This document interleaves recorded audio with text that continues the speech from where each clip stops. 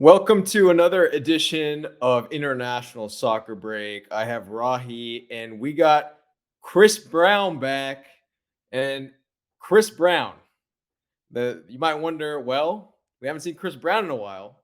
What's Chris Brown been up to? But there's a very specific reason that Chris Brown should be ecstatic. And welcome back, Chris. Thank you for having me back, boys. Glad to be here.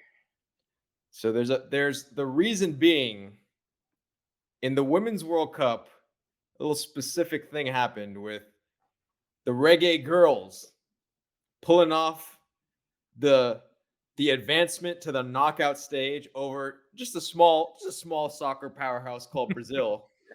So what happened? Let's get into it. Yeah, I mean, Jamaica's strategy at this tournament is really just to be as stalwart defensively as possible. They're one of, I believe, three teams that's completed their group stage that hasn't conceded a goal.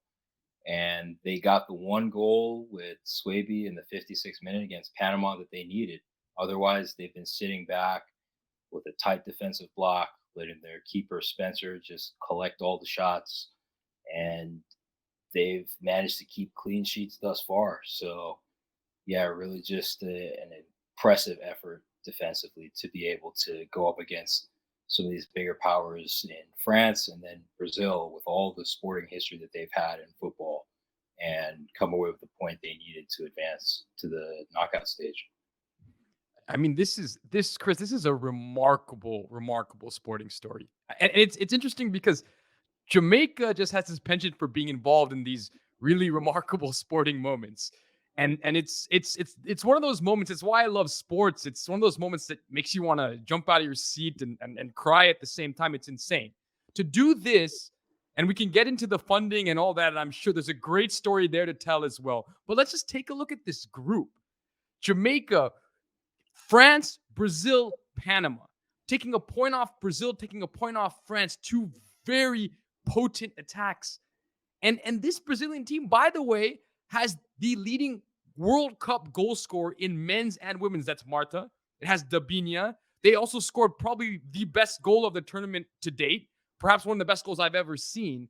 And to shut down that team, and then to shut down the French team as well, with the double Swaby action in the back, those two defenders, one of them, of course, scoring against Panama. This is on a soccer level alone, this is a remarkable achievement to get out of this group, let alone the greater sporting story. I mean, Chris, can you get into the background of this team? Because it's really remarkable where they've come and how they've come to this moment. Oh, absolutely. I mean, there were a couple points in the last decade or so where this team was totally defunct. There were no Reggae Girls. This team had to be revived on a couple separate occasions, really with the efforts of Cecilia Marley, one of Bob Marley's children, who really made herself the ambassador for this team, helped to get a lot of fundraising. I mean, so many issues that they've had with the federation with regards to funding, lack of proper equipment, gear.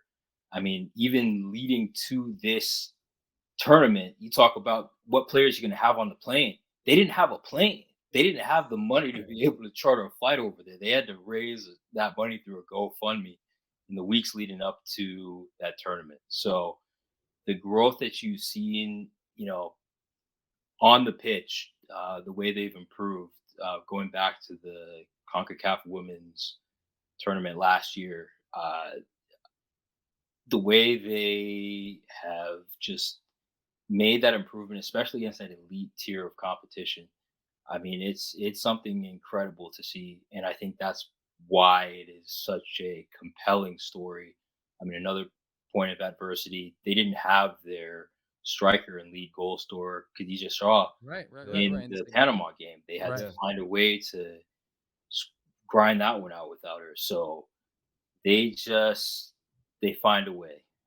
Yeah, It's incredible. remarkable. I heard the story was that Celia Marley got like involved in the team because her son brought home a flyer from her school. Someone was raising money, and then of course it's a Marley. I mean, there's just the story is insane. It's But I mean, incredible. Yeah, it's and let's take nothing. As I said, this group is hard. It was our group. It was the group of death, according to us. It was the group of death. We said this beforehand. This is the group of death, Yeah. and they got Yeah. through. So on that note, now getting into our onside offside question of the day, Chris, welcome to this particular segment. Is this Jamaica? The men's team has had moments, but the Reggae Girls create biggest moment in Jamaican soccer history, onside or offside. Yeah, I can start it off. I mean, it's got to be onside for all the reasons that we mentioned, both the issues on and off the field, to actually advance to a knockout stage of a World Cup. I mean, just absolutely incredible. The growth that they've taken just from the last World Cup, where they conceded 12 goals, to now this one, where they haven't conceded any in 4 years. That's just absolutely monumental uh, advancement that they've had. Obviously, the 1998 France team, France World Cup, that the Reggae Boys participated in, would rank second behind this. But no, I mean, you run out of words to describe how just incredibly amazing that this run has been. So definitely on sides. Yeah, I think this is an easy one. I think it's on sides as well. And I think that the comparative team that you talk about is the 1998 Jamaican men's team, who did qualify for the World Cup, was a huge moment for the Reggae Boys. In a difficult group, yes, I believe it was Argentina, Croatia. I think Japan was the third team in that group. Difficult group that they didn't make it out of. But this is a harder group. This was a harder group on competition for the Jamaican Reggae Girls. France, perhaps an up and coming, one of the potential favorites for this tournament. Brazil, as we said, with all that talent. And for them to come out of this group is really remarkable. And then, as you said it, to be in the knockout stages of a World Cup, for Jamaica to be in the knockout stages of a World Cup, I think undoubtedly makes this the biggest moment in Jamaican soccer.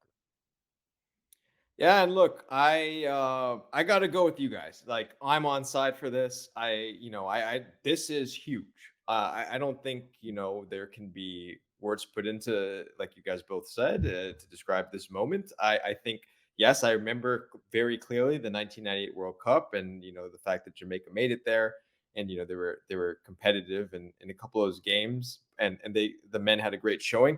But this is taking it to the next level, and Yep. even more incredible based on some of the background that Chris described earlier. So good luck to the Reggae Girls moving forward.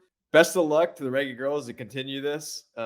Keep the party going in Jamaica. And I know Chris, I know you're heading out there a little bit later, so keep the celebration going. You know what I mean? And keep the party moving on. Absolutely, guys. All right, thanks for coming on, and as always, keep watching the beautiful game.